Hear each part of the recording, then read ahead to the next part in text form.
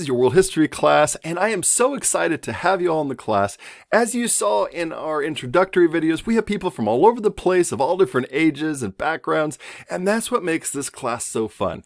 So it's really fun to get to know you. I'm still responding to those all. I will this week, and it's great to just have you getting settled in for this very short 8-week class. So in this, I'm going to try to keep this under 10 minutes. And the idea of this to help to really get you settled in the class and really to see what to expect in the 8 weeks, the 7 weeks now to come. So some things to show you about Canvas here. This is our online site to really make this easy for you, to show you and really utilize all that's available for you. But also, to really help you develop a plan for yourself, to really time manage and use your time wisely so you don't get stressed, so you don't miss assignments, and then you can finish this class and have fun and learn in the process. And some interesting things that I love to teach you and to show you in the 8 weeks. So this should be familiar to you. You should have gone on to this class and seen our homepage. This is going to change every week, and the idea of that is to show you in this little section here what the week is going to look like. So you'll see this changing normally on Monday, maybe Tuesday. To just kind of get you settled in to the week to come. Now, the other thing to look for is on the to-do list here. It has the dates that are going to be here, and you can click right on that. So if you've done the material on the module page, that's a nice, easy, quick way to find your assignment. There should be sort of a method you'll be able to see now, and everything's going to be due on Fridays and Mondays. And why is that? You think, oh my gosh, why is things due on Friday? Well, that's because it's due at the end of the week. Everything opens on Monday. So the idea is to do it now, get into the material now, and then start to finish it up Tuesday, Wednesday, Thursday. And if you have to, if something comes up in the week, then do it on Friday. And maybe worst case scenario, do it on the weekend. But the idea is for you to be free on the weekend. So try to do it all early in the week. Try to give yourself a deadline by Wednesday so that you could get everything done Monday, Tuesday, write it up on Wednesday, and you're done. You don't have to worry about looking at it even, unless you want to add to it. You always can. If you see other people doing it, you can start commenting early. But then after the due dates, after it's due on Friday and after the Monday discussions due, then go back in there, see what your small group has said about it, and then comment on their discussions. And that's 5 points of your grade. So it gives you a system for yourself. You know it's going to open on Monday, so go on there and give yourself time on Monday or Tuesday. Do the discussions on Wednesday, and then try to have it done. Because last week, and sometimes it happens, we have power outages, we have, unfortunately, fires, we have COVID situations that create strains and obligations for us and families. So give yourself that flexibility in case you do need a few extra days. And if you get it done in the week, then you can kind of do it. If you try to wait till Thursday or Friday and then things come up, then you're just going to create headaches for yourself. Does that make sense? So even though it says it's due Friday, try to give yourself a day earlier in the week and give yourself your own deadline so you don't have to worry about it. So that's the biggest thing I can say about that. But let's look at the class and look at ahead. Announcements page, again, always if there's things and there's problems, if you're emailing me, let me know. Then I can make announcements. It goes to your email. But if you don't get the email, go to the announcements, you'll see it there. Now, you should go directly to the modules page. Just go here. This is where everything is. You don't need to really go anywhere else because everything is here.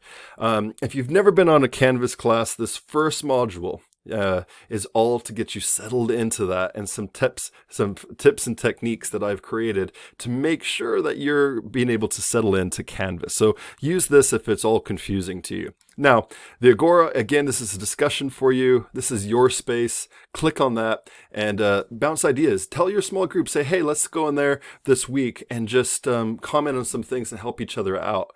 That's a great thing to do. Collaborate. Collaborate as much as you can. Now, you're writing your own stuff, but it doesn't mean you can't collaborate.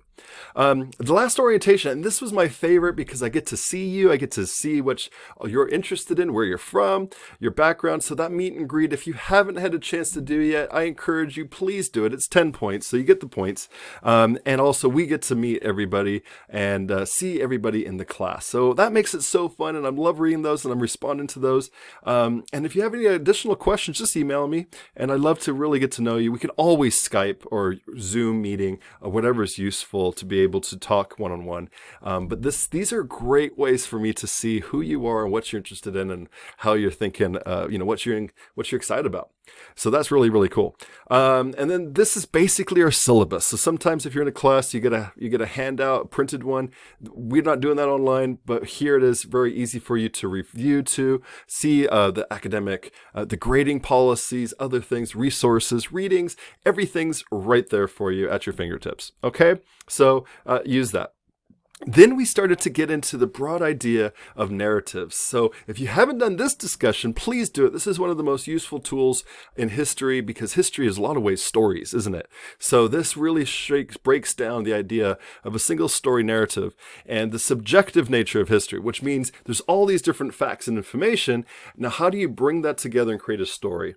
And how is that story always subjective? Because it's going to be through the worldview of the person telling the story. So as a historian, you're as much objective as we want to be, it's still in a way subjective because there's so much information. So there's always something to add and to tweak and to understand in a little different way. So that's going to break into that right there. And then last week was week 1, and this is the other way of settling down. We're talking about people settling down, the earliest settlers in societies who were both gatherers and farmers in Paleolithic societies. And of course, around the world, people have remained hunters and gatherers in different ways right until today. And there's a lot of civilizations that still have that, aren't there?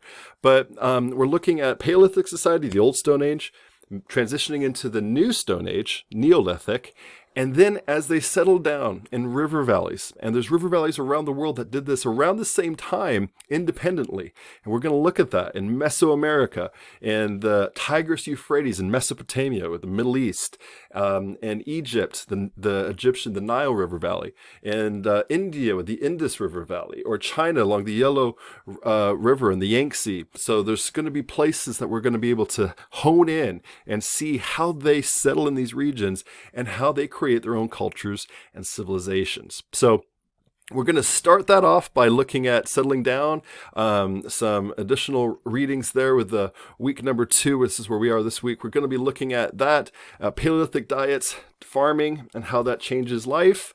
And I'm introducing to you the World History Project. This is a project I'm very dear to my heart because I'm a part of it. I work with them. I've written some of their work, and it's something that we're going to utilize. You're the first, actually, my class at Shasta is the first class to really use this in higher education. So that's you. And so there's a place there for you to let me know what you like or dislike, and that's going to help me recreate it with them and add new material and change things if you don't like it. So it's kind of a fun way to do it. And so we're going to use that largely in this week.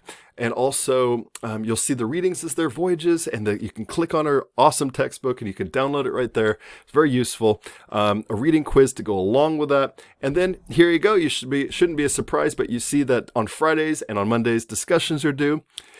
Tend to have Fridays about the material. So what's going on with this week and the reading, and then Monday is normally a primary source or something. Oftentimes I try to make it that way. And so Monday we're looking at the Epic of Gilgamesh. So we're going to get right into that. You'll see that in the reading and information. So check that out. Epic of Gilgamesh is a fantastic old story, one of the oldest written one narrative, over 5,000 BCE. Epic of Gilgamesh, looking at a wonderful myth story where he's traveling, he runs into the demigod Enkidu and has conflict, but then they become bros. And it's just a fun story. And there's also a flood story in there, which is an interesting thing as you see that in this time period in a lot of places. So something to think about. And there's always additional resources. These you don't have to look at, but it just helps kind of solidify things, especially the Mesopotamian one. That'll give you some more information to help with the discussions. All right. So that's where we're at this week. Now, really briefly, I'm going to try to keep this in a minute, here's the rest of the weeks. So we're going to have 8 weeks altogether. Next week, we're going to look at India and Asia and the civilizations that developed there and how they're very similar and different. We're also going to see how religion, a unified religion, really starts to play a huge role, especially when you're looking at empires building around religion. So we're going to see that next week. Then we're going to see in what I call a continents without history. We're going to look at a lot of times in world history, the Americas and Africa are cut out of the story because they don't fit into the mold of a civilization and they don't have old writing. And so we're going to look at, well, what do we do with places that don't fit into the mold of civilizations or of a city or of empires? So we're going to break that down, and we're going to look at that in week 4. And then we're going to look at one of my favorites, of course, is Persia and Greece, and the clash. If you've seen the 300, the clash of Persia and Greece and the society, what's happening there. So we're going to briefly look into that. And then Thanksgiving, no work in Thanksgiving. So that's a great time to take a break. If you need catch up, that's where that is. And if you just need to, want to work ahead, then you can do that a bit. But use that week to just solidify and relax. So then we're going to look at, you are going to have some work in there to get you prepared for Rome and China. This is a big week. Week number 6 is huge because we're going to compact everything with Rome and also ancient China, which are very similar on both sides of the Silk Road. We're going to get into that. So in the world, they're kind of like bookends in the known world of that time of Afro-Eurasia, and they're massive empires. So we're going to look at those in week 6, and be prepared because I will open that for Thanksgiving week, and it's quite a bit of reading and work. So I want you to just know that one's going to be a hefty one. And so is after that. So once Rome falls, what I call the heirs of Rome. Who comes in the ashes? Who comes out of the ashes of the Roman Empire? And we're going to look at Byzantium, and we're going to look at the medieval world in Europe, so Latin Christendom, and then a third one we're going to look at is Islam. So you're going to look at those 3 heirs of Rome and how that develops into the Middle Ages and how that really starts to push its way into what will become known as the modern world. And we're going to end our class there. So that is going to be it. We're not going to have a final, but you are going to have a big discussion to sum everything up. So every week plays off each other. Every week builds on each other. So be sure to do it. Don't miss any assignments. It's no fun to miss anything and play catch up. Then you're just rushing and you're not having fun. So again, things are going to be due Fridays. Things are going to be due Mondays. It opens up on Sundays and Mondays. So it gives you that early days in the week to do the material, do the work, and then just relax and let it marinate in your brain and discuss it and add to it and discuss off other people what they're saying and build on your discussion and have fun with it. No test anxiety because there's no big tests. This is for you to learn and to really understand and to get into material in a fun way and maybe even put yourself in the story. So that's our class. That's where we're at. This is the modules place. Be sure to use it. The homepage, be sure to check this out always, every day. We have something going on. And then if you feel completely lost, go to the grades and that'll help solidify what's going on. Okay, so you should be set. I hope you enjoy everything. If you have questions, email me. If you have comments or concerns, email me, and I am here to help you along this journey. I'm your instructor, but I'm also your biggest cheerleader, and I'm here to help you every step we have in this class. All right, so 8 weeks. We're in week number 2. Rock it. I'm looking forward to see what you have to say, looking at Mesopotamia, reading about Enkidu and Gilgamesh in the Epic of Gilgamesh, and enjoy this week to come.